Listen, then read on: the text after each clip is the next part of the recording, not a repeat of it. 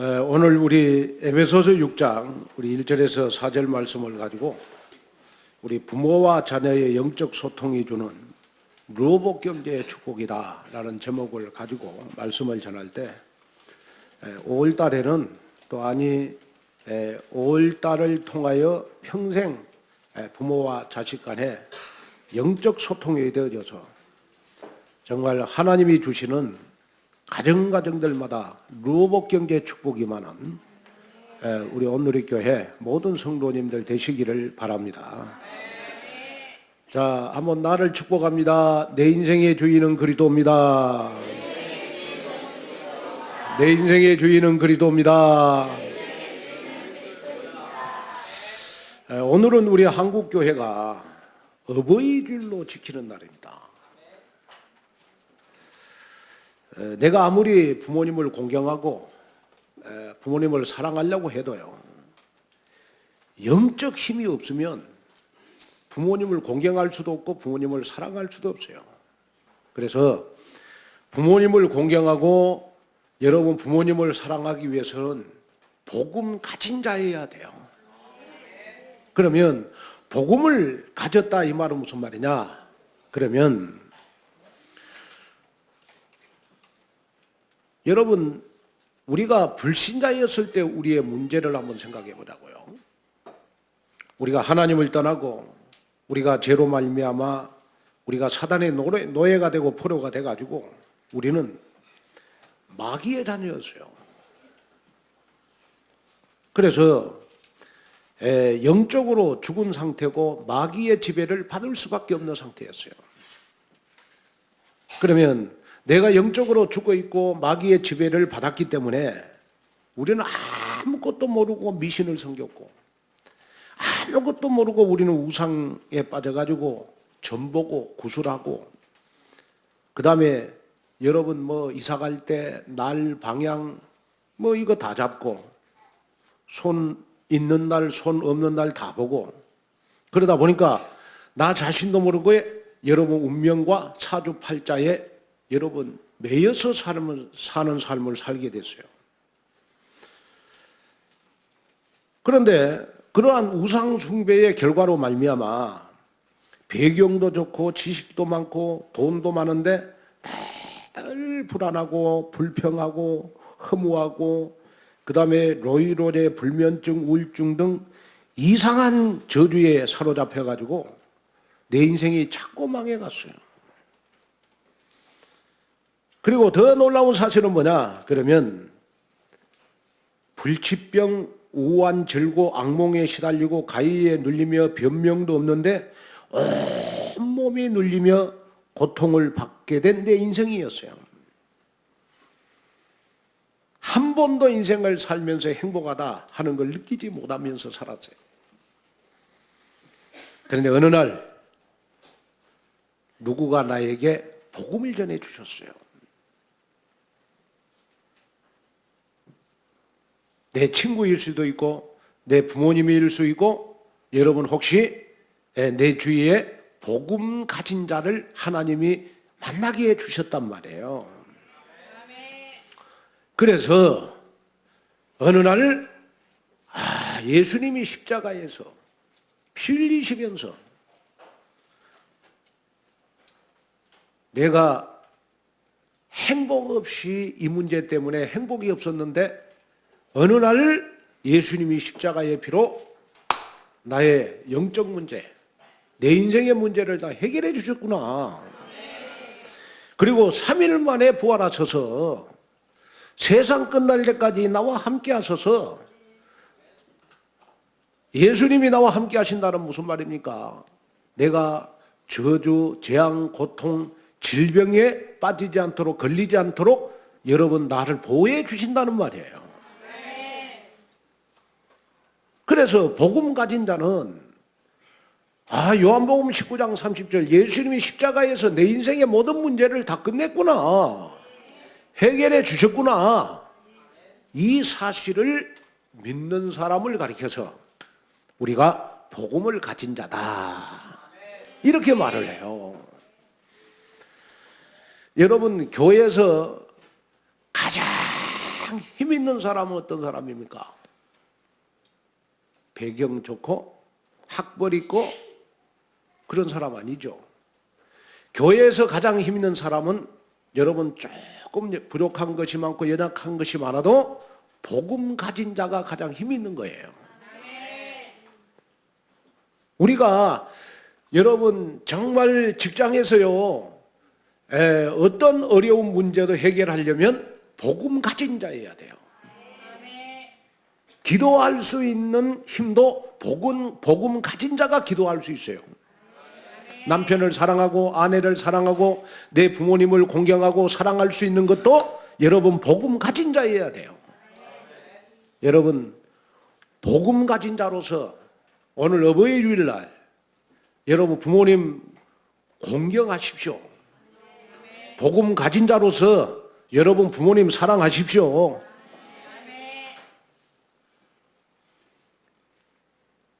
요즘 어머니들은 결혼한 자녀들을 이렇게 부른다고 그래요.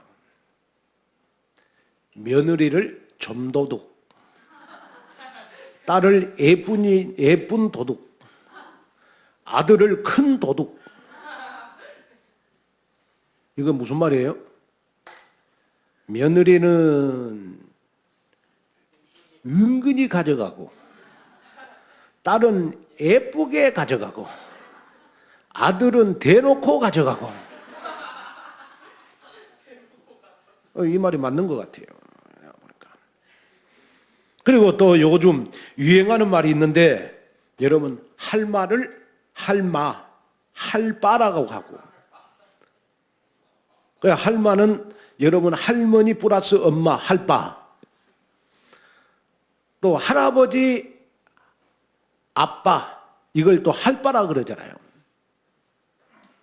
다시 말하면 손주를 키우는 할머니 할아버지를 여러분 할바 그 다음에 할마라고 그러는 거예요. 이런 모습을 보면서 우리 세대는 진짜 부모님을 공경할 수 있을까?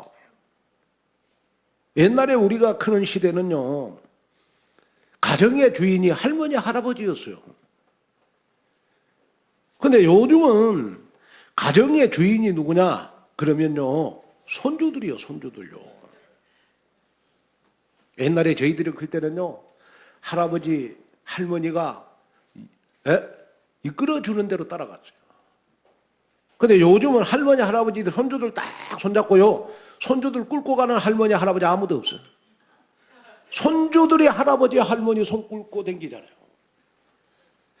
이런 시대에 과연 부모님 공경할 수 있을까? 그래서 우리 예수님은 오늘 에베소서 6장 1절에 보니까 자녀들아 주 안에서 너희 부모에게 순종하라 이것이 옳으니라. 자, 한번 읽겠습니다. 시작. 자녀들아 주 안에서 너희 부모에게 순종하라 이것이 옳으니라. 세상에 가장 옳은 길이 부모님에게 순종하는 것이다. 한 목사님의 어머니가요 소천하셔서 친구 목사님이 조문을 하러 위로하러 왔어요. 이때 그 목사님 친구분이 이런 말을 했어요. 어머니가 이제 돌아가셔서 제일 힘든 것은 친구, 자네가 더 이상 실수할 사람이 없다는 거야. 이 말을 했어요. 이 말이 무슨 말입니까? 우리가 실수하면 사람들은 나를 비난해요. 하지만 부모님은 내가 실수해도 그것을 재롱으로 받아줘요. 그게 부모님이잖아요. 저도 여러분들의 영적 부모로서 여러분들이 실수하면 다 재롱으로 받아주지. 여러분들 비난하지 않잖아요. 우리의 부모님도 똑같아요. 여러분 친구들 친한 척 해도요 내가 실수하고 그러면요 아이고 쟤는 못됐어. 아이고, 쟤는 성격이 못됐어. 뭐 삶이 수준이 낮아. 그러면서 여러분들 단점을 이야기하지요. 그러나 여러분들의 부모님들은 여러분들이 실수하면 다 재롱으로 받아준다니까요. 그런데 우리나라 사람이 가지고 있는 효도의 개념은 대부분 유교적이에요. 다시 말하면 돌아가신 부모님께 제사를 잘 드려야 효도라고 생각을 해요. 그런데 사실 이것은 여러분 지극히 여러분 우상 숭배하는 것이 되는 거예요. 제사는 영적으로 볼 때 부모와 전혀 상관이 없어요. 제사를 지내야 부모에게 효도하는 것이다. 그러면 여러분 한번 생각해 보세요. 그러면 부모님에게 제사 안 지내면 여러분 부모님이나 해꾸지 하시겠네요.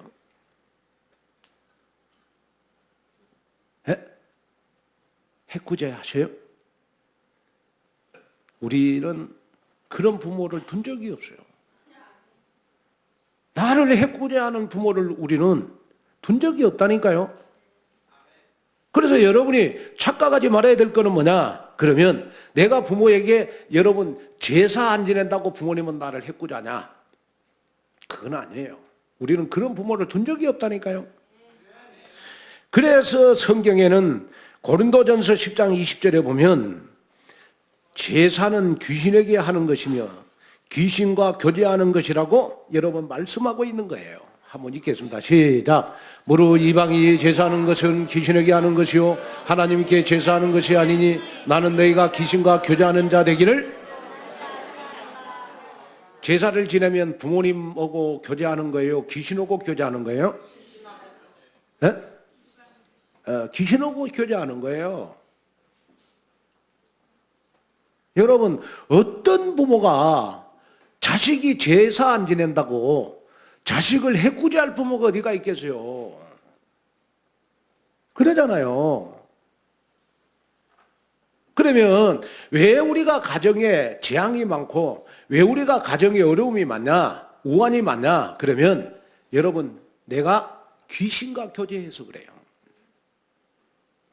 그러면 그 귀신과 교제하는 것이 바로 여러분 부모님에게 제사하는 거라니까요. 저는 이렇게 시골에서 자라오면서 가장 시골에 잘 살았던 가정 가문도요.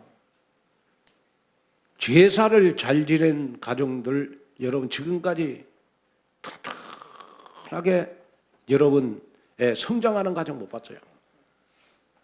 계속 가정에 우환이 와요.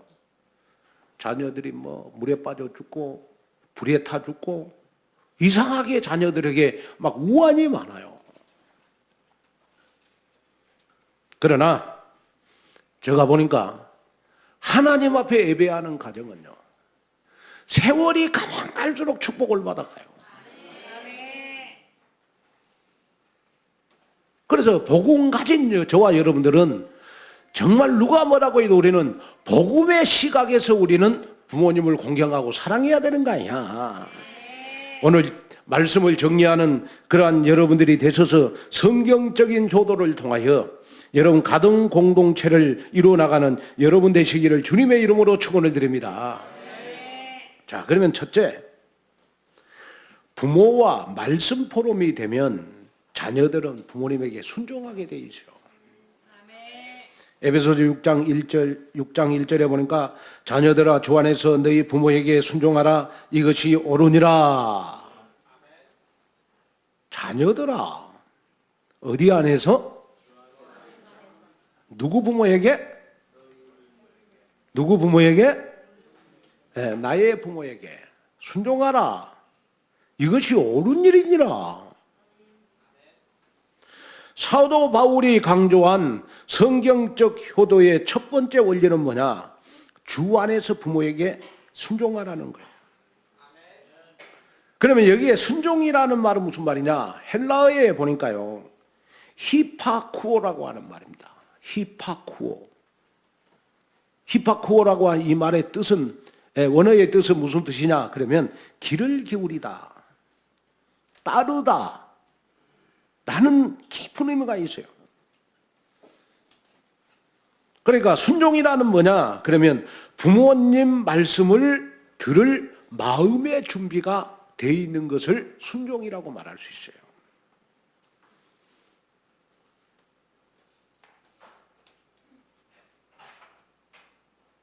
그래서 결국은 순종과 효도는 부모의 권위를 인정하고 잘 듣는 데부터 여러분 시작이 돼요.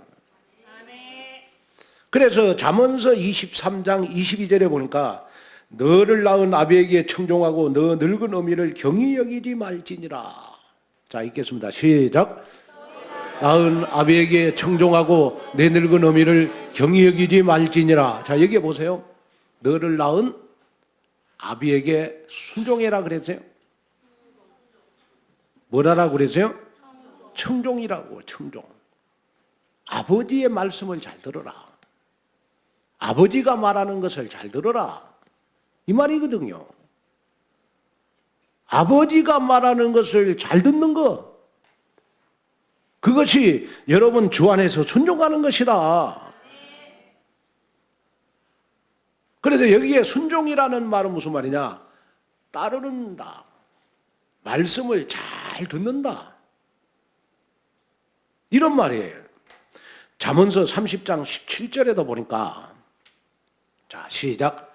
아비를 조롱하며 어미 순종하기를 싫어하는 자의 눈은 골짜기에 까마귀에게 쪼이고 독수리 새끼에게 먹히리라. 여러분들 눈 조심하세요. 자, 다시 한번 읽겠습니다. 시작. 아비를 조롱하며 어미 순종하기를 싫어하는 자의 눈은 골짜기에 까마귀에게 쪼이고 독수리 새끼에게 먹히리라. 다시 말하면 아버지가 아무리 못하고 부족해도 조롱하지 말아라. 아멘. 저는 예를 들어서 그 아버지를 원망할 때가 딱 한 번 있었어요. 언제냐 그러면 제가 중고등학교 다닐 때 다른 친구들은 전부 다 학교가 학교 옆이라,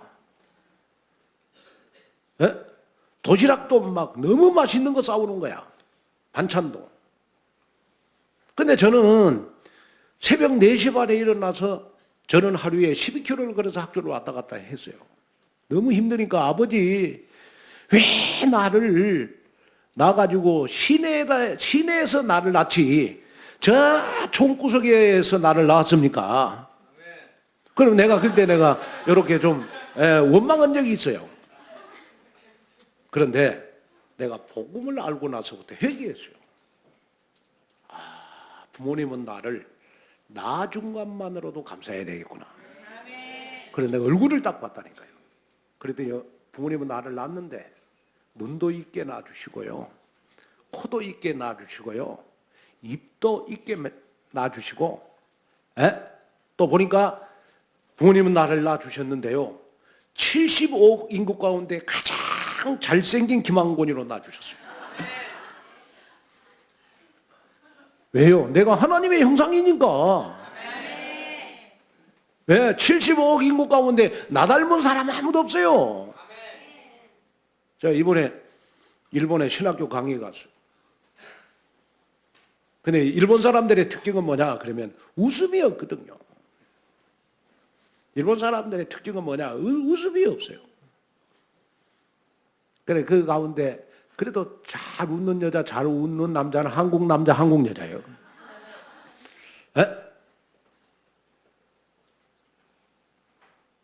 그래, 제가 이렇게 나고야에서 제가 신학교 12강의를 하고 동경으로 옮겨서 또 12강의를 했어요. 이동을 했단 말이에요. 이동을 했어요. 그런데요, 일본 사람들은 보니까 그 생각과 마음이 딱 무엇인가 잡혀 있어요. 그래서 항상 얼굴에 웃음이 없어요. 그러다 보니까 여러분 자기 자신 지키는 것도 힘들어. 그러다 보니까 일본이라는 나라는 황혼이혼이 많아요. 그런데 그 황혼이혼을 하면 일본에는 어떻게 법이 되어 있냐 그러면요. 만약에 남자가 퇴직을 해가지고 퇴직금을 받잖아요. 그 일본은 많이 받거든요. 그러면 법적으로 딱 이혼을 하면 여자 반, 남자 반 재산을 나눠야 돼요. 그러니까 여자들이 결혼해가지고 남자가 마음에 안 들잖아요. 그러면 황혼 이혼할 때까지 기다려요, 여자들이. 어떻게 기다리냐? 그러면 남자의 약점을 다 정리를 해요. 매월 며칠 날 나를 굿하고 매월 며칠 날 바람 피고 매월 며칠 날 뭐 그런 거 아주 구체적으로 적어가지고 남편이 딱 퇴직하면 그걸 법에다가 제출을 해요. 그런데 또 일본이라는 나라는요, 남자가 진술하는 말보다는 여자가 진술하는 이 말을 더 효력이 있다고 봐요. 그러니까 철저히 남자들이 소외돼요. 그러니까 뭐 보니까 뭐 일본에는 여러분 이 뭐 나고야 성이라든지 그다음 오사카 성이라든지 우리나라는 뭐 전라도 경상도 이 도 중심으로 발달하잖아요. 일본은 성 중심으로 발달해요. 나고야 성, 오사카 성, 뭐 이런 성 중심으로 지역이 분배가 된단 말이에요. 그러다 보니까 여러분 그 나고야 성이나 오사카 성에 가면요, 여자들은 별로 없어. 전부 다 거지들이 남자예요. 나 그거 보면서 우리 아버지가 나한테 이렇게 늘 했던 말이 생각나요. 세상에 제일 늙으면 보기 싫은 거예요. 나무 썩은 거하고 남자 늙은 거다. 예? 내가 그 말이 딱 생각나요. 그래서 성경에 어미보다는 아비의 말을 청종하라 그랬구나. 이 말이 내가 여러분 저 파고다 공원 한번 가보세요. 파고다 공원 가면 여자들 할머니들은 없어 별로. 전부 홀로 사는 여러분 할아버지들만 많이 있어요. 그래 내가 한 번은 파고다 공원 갖고 어떤 할아버지고 내가 이렇게 질문했잖아. 할아버지 할머니 어디다가 놔두고 오셨어요? 그랬더니 나보고 하는 말이 자기 할머니한테 쫓겨났대요. 그래 내가 그 말 딱 나도 안 쫓겨나려면 마누라한테 잘해야 되겠구나. 아이들한테 잘해야 되겠구나. 자녀들요, 진짜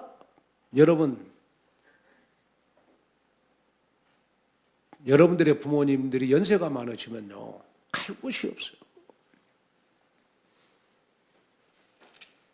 그래서 저는 우리 온누리교회 연세 많으신 우리 할머니, 할바, 할미 이런 분들을 제가 잘 모셔야 되겠다 싶어서 전도복지 저 기도응답 받았어요.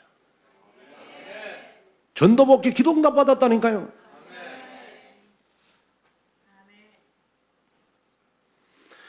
자, 그런데 부모에게 순종을 하는데 어디에서 순종해라? 어디에서 순종해라? 그냥 순종해라? 주 안에서 순종해라. 주 안에서 순종하라 이 말은 무슨 말이냐 그러면 주님의 관점에서 순종해라. 그 다음에 복음의 관점에서 순종해라. 말씀 안에서 순종해라. 기도 속에서 순종해라.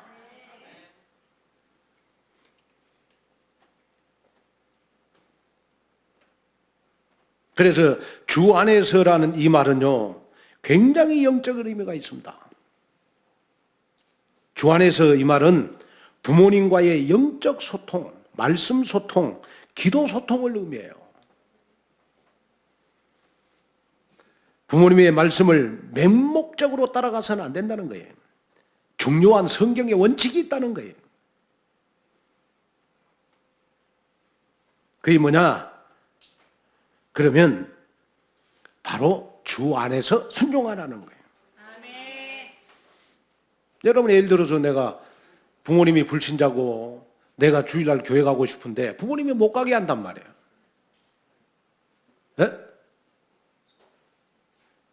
나는 정말 복음을 위해서 살고 싶고 전도하고 싶고 교회 가서 기도하고 싶는데 부모님이 못 가게 해, 교회를. 그럼 그 말 순종해야 돼요? 아니면 불순종하고 교회 와야 돼요? 예? 불순종하고 교회 와야 되라고 부모님이 묻거든. 그래, 너 왜 내 말 안 들었냐? 성경에 보니까 부모님에게 순종하라고 얘기했는데, 그럴 때 얘기하세요. 부모님, 순종하라는 말 앞에 주 안에서라는 말이 있습니다.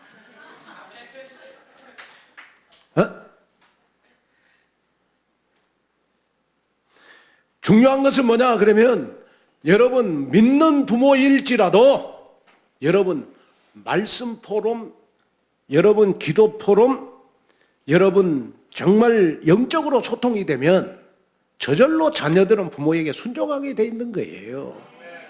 그래서 부모님들이 자녀들의 여러분 미니스트리가 돼야 돼요. 영적인 리더가 돼야 돼요. 그게 중요하잖아요. 그래서 연세가 이렇게 많아질수록, 나이가 들면 들수록요, 자녀한테 사랑받고 싶거든 무조건 순종을 요구하지 말고 주 안에서 부모님들은 자녀들 앞에 여러분 영적인 소통이 되어지도록 해야 돼요. 영적인 리더가 되도록 해야 돼요. 그래야 자녀들이 순종하며 따라오지. 여기에 응답을 받는 그러한 여러분들이 되시기를 바랍니다.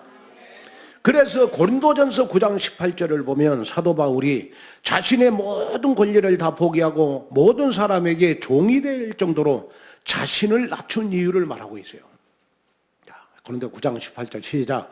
그런즉 내 상이 무엇이냐? 내가 복음을 전할 때 값없이 전하고 복음으로 말미암아 내게 있는 권리를 다 쓰지 아니하는 것이로다. 부모님들은 복음을 위하여 자기의 권리를 쓰지 말아라. 그런데 결정적일 때 부모님들은 불리할 때 자기 권리를 쓰게 돼 있어요. 영적 소통은 안 하면서, 기도 소통은 안 하면서, 말씀 소통을 안 하면서. 그래서 우리 랩런트들이 있는데 꼭 부탁을 드립니다. 아빠 엄마가 사모노를 하신 분들은 무조건 순종하세요. 아멘. 뭐 하신 엄마 아빠? 사모노를 하시는 엄마 아빠는 무조건 순종을 해. 그리고 사모노를 안 하시는 부모님들은 어떻게 하느냐? 그러면 사모노를 하도록 기도하세요. 아멘. 부모님들 아멘을 안 하시는지 모르겠네. 사모를 하다 보면 영적 소통되게 돼 있어요. 그러다 보면 저절로 여러분 순종이 되게 돼 있단 말이에요. 주 안에서. 항상 모든 성도 여러분은 이런 생명 살리는 관점을 가지고 부모님을 섬기고 복음 공동체를 이루는 축복 속으로 들어가시기를 주님의 이름으로 축원을 드립니다. 그 다음에 둘째, 부모가 자녀의 영적 리더가 되면 부모님 공경은 되어지게 돼 있어요. 자, 에베소서 6장 우리 2절 읽겠습니다. 시작. 내 아버지와 어머니를 공경하라. 이것은 약속이 있는 첫 계명이니. 3절. 이로써 네가 잘되고 땅에서 장수하리라. 4절. 내 아비들아 너희 자녀를 노엽게 하지 말고 오직 주의 교훈과 훈계로 양육하라. 자, 여기에 보세요. 4절을 보세요. 너희 아비들아 너희 자녀를 노엽게 하지 말고 오직 주의 교훈과 훈계로 양육하라. 이 말은 무슨 말이에요? 양육하라는 말은 자녀들 앞에 영적인 모델이 되라는 말이에요.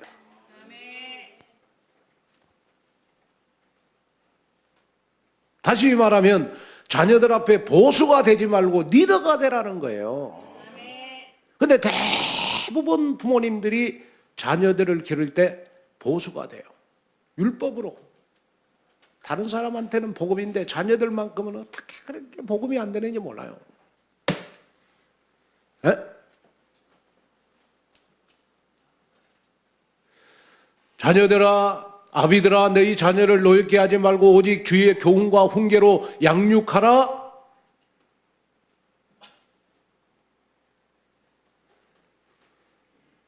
그러면 여기에 성경적 효도의 원리 두 번째가 뭐냐 그러면 공경하라 그래서 공경하라. 너희 아버지와 어머니를 공경하라. 근데 대부분 자녀들 보면 어머니 아버지가 자기 편인 사람이 딱 한 사람 있어요. 여러분 자식들 있으면 한번 물어보세요. 둘 다 공경 안 해. 한 사람만 딱 공경해요. 아빠만 공경하든지 엄마만 공경하든지. 그래서 3살 먹을 때 엄마가 좋아 아빠가 좋아 그러면 대부분 엄마가 좋다 그래요. 근데 이제 5살 돼가고 물으면 5살 되고 물으면 똑같이 좋아 그러잖아요. 그게 정답이요. 그런데 커가면 커갈수록 똑같이 좋아가 안 돼요. 그래서 하나님은 우리 인간의 마음을 알고 너희 아버지와 어머니를 똑같이 공경해라. 공경이라는 말. 그러면 여기에 공경하다 이 말은 히브리어로 카베드라는 말이에요. 카베드라는 말인데 이 말은 무슨 말이냐? 그러면 하나님에 대한 경외를 뜻하는 말하고 동일한 단어예요. 즉 부모를 공경한다는 것은 단순히 존경 정도가 아니라 하나님을 경외하는 것처럼 공경하고 영광스럽게 하라는 뜻입니다. 자, 여러분 한 가지 물어볼게요. 부모님 공경하는 거이 쉬워요? 하나님 공경하는 거 쉬워요? 네? 우리 솔직하게 이야기해봐요. 하나님 공경하는 게 훨씬 쉬워요. 왜냐? 하나님 공경하는 거는 외상이고 부모님 공경하는 거는 현찰이라. 왜냐? 하나님 공경한다고 누구나 다 말할 수 있어요. 왜? 하나님은 나에게 아무것도 원하지 않아요. 그러나 부모님 공경한다면 부모님은 나한테 뭘 요구하거든요. 그러니까 많은 분들이 보니까 하나님 공경하는 걸 더 쉽다고 얘기해요. 그러나 하나님은 눈에 안 보이시잖아요. 그렇죠? 그러면 내가 부모님을 공경하는 것처럼 하나님 공경하면 하나님 섭섭하지 않을 것 같다. 네, 그런 생각 들더라고. 왜? 늘 우리는 부모님과 함께 살고 여러분 부모님은 눈에 보이시기 때문에 여러분 공경하지 말라 그래도 공경이 된다니까요. 근데 하나님은 눈에 안 보이시니까 기도는 잘해 하나님 공경하게 해달라고. 하나님 사랑하게 해달라고 우리는 기도는 많이 해요. 근데 하나님 사랑하는 거는 외상이거든요. 누구든지 다 할 수 있어요. 말이니까. 그러나 부모님 공경하고 사랑하는 거는 여러분 현찰이니까 행동이 따라야 돼. 그래서 어버이날 여러분 부모님들에게 용돈 많이 들으셨죠? 우리 랩런트들. 왜 랩런트들 아멘이 없네요. 현찰 드렸죠? 자, 우리 요한일서 4장 20절 한번 볼까요? 성경은 뭐라고 그러는지. 요한일서 4장 20절. 자, 한번 읽겠습니다. 사도 요한은 이렇게 말했어요. 시작. 누구든지 하나님을 사랑하노라 하고 그 형제를 미워하면 이는 거짓말하는 자니 보는 바 그 형제를 사랑하지 아니하는 자는 보지 못하는 바 하나님을 사랑할 수 없느니라. 다시 말하면 보이는 바 형제를 사랑해야 하나님을 사랑하는 것이 된다. 부모님을 사랑해야 하나님을 사랑하는 것이 된다. 그래서 하나님 사랑하고 부모님 사랑하고 똑같은 동등격으로 취급을 했어요. 그래서 우리가 신앙생활하면서 부모님을 사랑할 거냐 하나님을 사랑할 거냐 할 때 복음 가진 자는 똑같은 마음을 가지고 사랑해야 돼요. 하나님도 사랑하고 부모님도 사랑하고. 어떻게 눈에 보이는 부모님을 공경하지 않는 사람은 눈에 보이지 않는 하나님을 어떻게 사랑하고 공경하겠어요?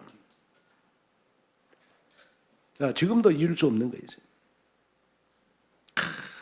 정말 저희 아버지도 저희 어머니도요, 저 하나를 키우려고 정말 몸부림치신 것 같아요. 제가 잊을 수 없는 거는 제가 서울에서 우리 개혁신학대학을 다닐 때 저희 어머니는요, 고기, 그 여수에서 고기, 뭐 갓김치, 그 다음 파김치, 이거 김치를 담아가지고요, 그때는 택배가 없었어요. 아들한테 전달해 주고 싶은데 전달해 줄 수가 없잖아요. 그러니까 여수에서 고속버스를 타고 서울까지 와요. 그리고 터미널에서 나를 만나가지고 그걸 전해주고 그대로 여수로 내려가요. 그래서 내가 어머니, 아니 서울까지 오셨는데 아들 자취방도 좀 가보고 좀 그래야 되지 않냐. 그랬더니 어머니가 하시는 말씀이 빨리 내려가서 일해야 된대요. 네? 빨리 내려가서 모내기 해야 된대. 빨리 내려가서 고추 심어야 된대. 빨리 내려가서 고구마 심어야 된대요. 어머니의 하루 일과는 자식을 위해서 쉴 틈이 없어요. 그래가지고 그 고속버스를 타고 다시 아들 집에도 오지 않고 내려가는 그 어머니의 뒷모습을 보고요, 얼마나 울었는지 몰라요. 이거 정말 어머니의 사랑이구나. 그러면서 제가 예수님의 십자가의 사랑을 깨달았어요. 어머니가 조건 없이 자식을 사랑하는 것처럼 우리 하나님도 나를 조건 없이 사랑하셔서 그리스도를 이 땅에 보내주셨구나. 너무 감사하구나. 특별히 우리 할머니 할아버지들은요, 손주를 보면서 하나님의 사랑을 깨달아야 돼요. 손주가 자식보다는 10배는 더 이쁘다네요. 그래서 어떤 목사님은 그래요. 자기 아들 키울 때는 몰랐는데 손주가 너무너무 이뻐가지고 손주를 보면서 예수님의 사랑을 깨달았대요.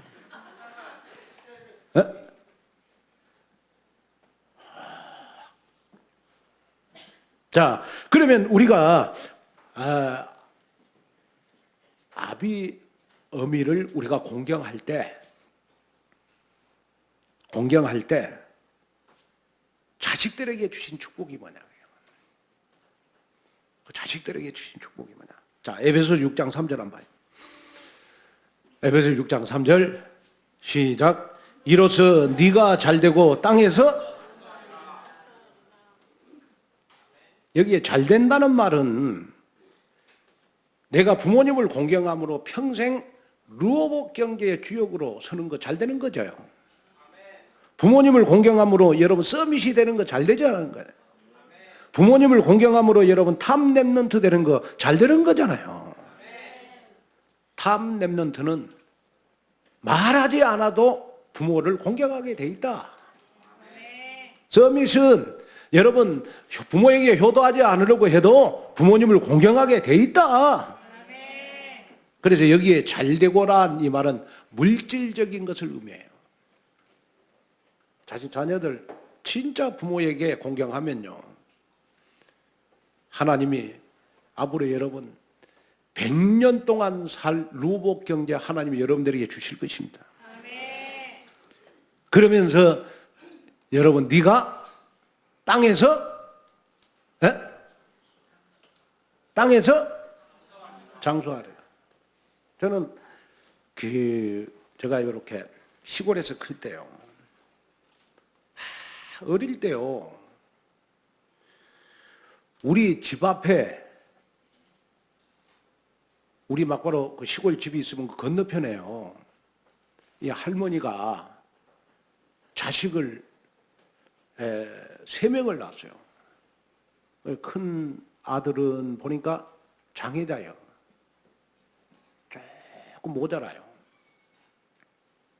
그리고 막내 아들은 보니까 완전히 자기 마음대로 살아가는 백수예요, 백수. 직장이 없어요. 그리고 둘째 아들을 잘 키웠어요. 둘째 아들을 여러분 밭일을 해가면서, 농사 일을 해가면서, 여러분 그 당시에 여러분 여수 수산대학이라 그러면요 최고 좋은 대학이라요. 그래서 뭐 경찰청장 뭐 하여튼 해양 경찰청장들 전부 다 보면 여러분 그 수산대학 출신들이에요. 그런데 그렇게 어머니가 힘들게 자식을 키워놨더니요, 저는 몇 번 봤어요. 그 집 마당 밑에 논이요, 논. 높이가 한 15m는 될 겁니다. 잘 배운 아들이요, 술을 먹고 어머니가 조그만해 허리꼬부라 해가지고 어머니를 들어서 논으로 던진 걸 난 몇 번 봤어요. 네? 어머니를 들어가지고 대학 나온 자식이 논으로 던지는 걸, 어머니를 던지는 걸 한 번은 던져가지고 내가 발견해서 여러분 그 어머니를 얻고 내가 여러분 그 버스 정류장까지 간 적이 있다니까요. 허리를 못 써가지고 내가 그걸 봤다니까요. 그런데 어느 날 그 자식은요, 부모도 알 수 없고 형제들도 알 수 없는 행불자가 됐어요. 행망불병이 되고. 그래 내가 나중에 알기로는 물에 빠져서 죽었다라는 말도 있고 뭐 그런 것 같아요. 보니까 진짜 이 말이 맞다. 그래 여러분 절대로 부모님 공격하지 마세요. 우리 랩런트들. 아멘. 뭐라도 부족해도 나를 낳아주신 것만으로 감사해야 될 거 아닙니까? 아멘. 여러분 지금까지 투정 부릴 거 다 부렸잖아 엄마한테. 에? 왜냐? 여러분들이 태어나갖고 돌 때까지만 해도 여러분 엄마한테 투정 부릴 거 다 부렸어요. 배고프면 우유 달라고 투정 부리고, 똥 쌌으면 똥 쌌다고 투정 부리고, 여러분 투정 부릴 거 다 부렸어. 그런데 여러분 나이 들어가지고 사춘기 때 또 투정 부려. 그리고 또 20살 돼서 또 엄마가 말 안 듣고 마음에 안 들면 또 투정 부려. 그렇게 평생을 철없이 살아서는 안 되잖아요. 그게 바로 투정 부리는 거에 부모에게 공격하는 거 아니에요. 교회 유치부에 다니는 하나 아이가 어느 날 집에 돌아와서 뭔가를 열심히 외우고 있었어요. 아빠가 가만히 들여다보니까 십계명을 암송하고 있었어요. 내 부모님을 공경하라. 그 어느 날 이 공경하라 이 말이 애가 이제 조금 발음이 이상해서 그런갑다 싶어가 가만히 들어보니까 내 부모를 공경하라 이것을 내 부모를 공격하라. 이렇게 오는 거예요. 이 애기 아빠가 가만히 들으니까 섭섭한 거예요. 그래서 애야 공격이 아니고 공경이란다. 그래서 아이가 물었어요. 아빠 공격이랑 공경은 어떻게 달라요? 아빠는 아이에게 설명을 해줬어요. 공경은 아빠 말을 잘 듣고 사랑하는 거고, 공격은 어른에게 덤비고 말씀을 안 듣는 거지. 그러자 아이가요 아빠에게 이렇게 얘기했어요. 그런데 아빠는 왜 할머니를 공경하지 않고 공격해? 이해는 공격하는 이 말을 알고 있었어요. 아빠가 한 방 먹어가지고 얼마나 여러분 이 한 방 먹고 여러분 힘들었겠어요. 자녀들이 다 보고 있어요. 부모님을 공경하는지 공격하는지 자녀들이 다 보고 있다니까요. 그래서 미국의 심리학자 메리 파이퍼는 노인에 대한 사랑은 곧 자기 미래에 대한 사랑이다, 이렇게 말을 했어요. 여러분, 우리가 부모를 섬기는 모습을 보고 자녀들이 훗날 우리에게 그대로 한다는 거예요. 그래서 우리 속담에도 부모가 온 효자가 되어야 자식이 반효자가 된다는 말이 있어요. 지금 우리가 어떻게 심느냐에 따라서 우리의 미래도 달라집니다. 단순히 자녀에게 효도를 받자고 그런 수준이 아닙니다.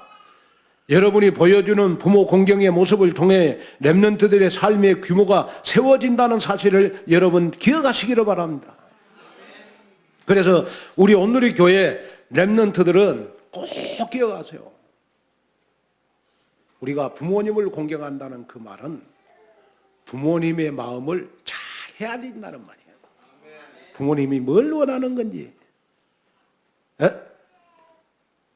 저도 이렇게 학교 다닐 때는 늘 우리 아버지가 나한테 원하는 거 있어요.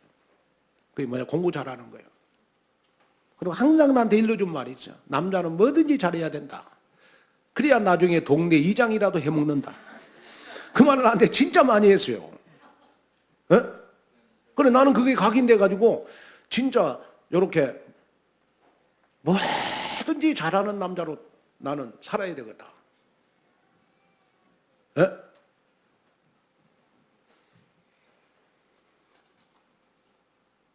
그런데 이제 우리 아버지가요, 결혼을 딱 해가지고 나한테 뭘 바라냐 그러면 행복한 가정을 원했어요.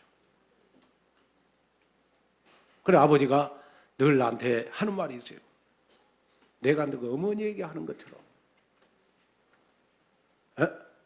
며느리한테 해라. 그래서 그런지 몰라도 저희 가족 남자들은요, 항상 여자들한테 손해보면서 살아요. 우리 큰형님도 그렇고 둘째 형님도 나도 그렇고 우리 막내 동생도 그렇고 보면 그렇게 마누라들한테 잘해요. 내가 하는 거는 뭐 절반도 안 돼. 그렇게 다 잘해요. 왜? 아버지한테 배웠어요. 우리 아버지는 뭐 어머니가 이렇게 새벽에 뭐 어디 시장 가시면요, 아버지가 직접 밥 해가지고 도시락 싸갖고 우리 학교 보내고요. 그 다음에 뭐 아침에 일어나면 항상 어머니 뭐 밥하고 그러면 뭐 마당 쓸고, 그 다음에 뭐 뒤에 가서 팍 해오고, 그 다음에 뭐 시금치 그거 아버지가 이렇게 밭에 가서 다 해가지고 따듬어가고 엄마한테 주고 엄마가 손으로 직접 주물려서 먹어보세요. 이거 진짜 미칩니다. 그거 얼마나 맛있는지.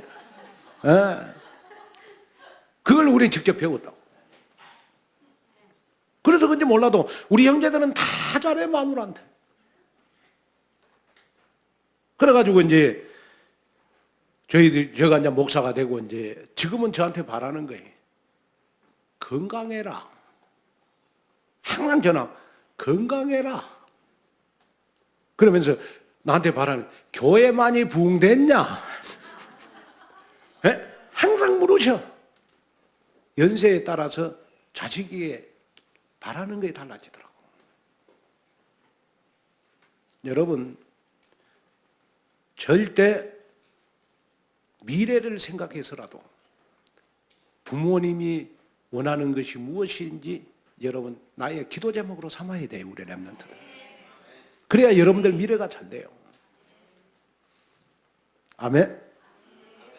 그래서 모든 성도 여러분이 부모님은 자녀하고 영적 소통을 통해서 정말로 가정을 여러분 성경적으로 세워나가시기를 바랍니다. 결론으로 말씀을 마치려고 합니다. 어머니와 단둘이 사는 청년이 있었어요. 그런데 어느 날 청년이 외출 후에 돌아오다가 뜻하지 않게 교통사고를 크게 당했어요. 이 소식을 듣고 몹시 놀란 어머니가 가슴을 조이며 병원으로 달려갔지만은 불행히도 이 청년은 이미 두 눈을 실명한 상태였어요. 멀쩡하던 두 눈을 순식간에 잊어버린 이 청년은 깊은 절망에 빠져가지고 자신에게 닥친 상황을 받아들이지 않았어요. 누구와도 말 한마디 않고 마음의 문을 철저히 닫고 우울하게 지냈어요. 그런데 바로 곁에서 그 모습을 말없이 지켜보는 어머니의 가슴은 여러분 이루 말할 수 없이 아팠어요. 그런데 그렇게 지내던 어느 날 이름을 밝히지 않는 누군가가 청년에게 한쪽 눈을 기증하겠다는 소식이 들려왔어요. 하지만 깊은 절망감에 빠져있는 청년은요, 그 사실조차 기쁘게 받아들이려 않았어요. 그래서 결국은 어머니의 간곡한 부탁으로 한쪽 눈 이식 수술을 하게 됐어요. 그래서 한쪽 눈 이식 수술을 한 다음에 여러분 붕대를 가리고 있었잖아요. 그때도 청년은 자신을 간호하는 어머니에게 앞으로 내가 애꾸눈으로 어떻게 살아갈 것이냐라고 하면서 어머니에게 막 투정을 부렸어요. 그러나 어머니는 청년의 말을 묵묵히 듣기만 하고 있는 거예요. 시간이 흘러가지고 드디어 이 청년이 붕대를 풀게 됐어요. 그리고 나서 앞을 딱 본 순간 청년의 눈에서는요, 굵은 눈방울이 떨어지고 있었어요. 그 앞에는 한쪽 눈만 가린 어머니가 애틋한 표정으로 아들을 바라보고 있었어요. 다시 말하면 어머니의 한쪽 눈을 빼서 이 어머니는 아들에게 준 거예요. 그러면서 아들이 애꾸눈이라도 세상을 보고 있다는 그 사실에 너무 감사하고 기뻐했단 말이에요. 그러면서 이 어머니가 아들에게 하는 말이, 내가 너에게 두 눈을 다 주고 싶었지만은 앞을 못 보게 되는 내가 너에게 짐이 될 것 같아서 내 한쪽 눈만 너에게 줬단다. 여러분, 이거 부모의 마음이에요. 오늘 어버이 주일을 맞이라서 혹시라도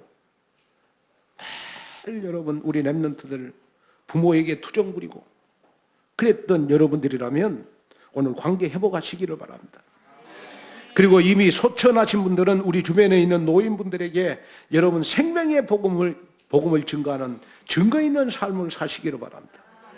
그래서 여러분이 가는 곳마다 복음적 관계 회복이 일어나 이 땅에서도 천국의 기쁨을 누려서 루어복 경제의 증거가 있는 여러분들 이 땅에서 잘되고 장수하는 우리 후대들 되시기를, 렘넌트들 되시기를 주님의 이름으로 축원을 드립니다. 하나님의 은혜와 축복을 감사합니다. 오늘 어버이 주일을 통하여 내 마음에 찡한 마음이 있게 해주세요. 그동안 투정 부렸던 나를 용서해 주세요. 정말로 이제는 영적으로 성장하는 나의 모습을 보면서 엄마 아빠의 기쁨이 되는 내가 되도록 하나님이 축복하여 주옵소서. 부모의 마음을 잘 헤아리는 것이 부모 공경이라고 하여사오니 엄마의 마음을 잘 헤아리게 하옵소서. 예수님의 이름으로 간절히 기도하옵나이다.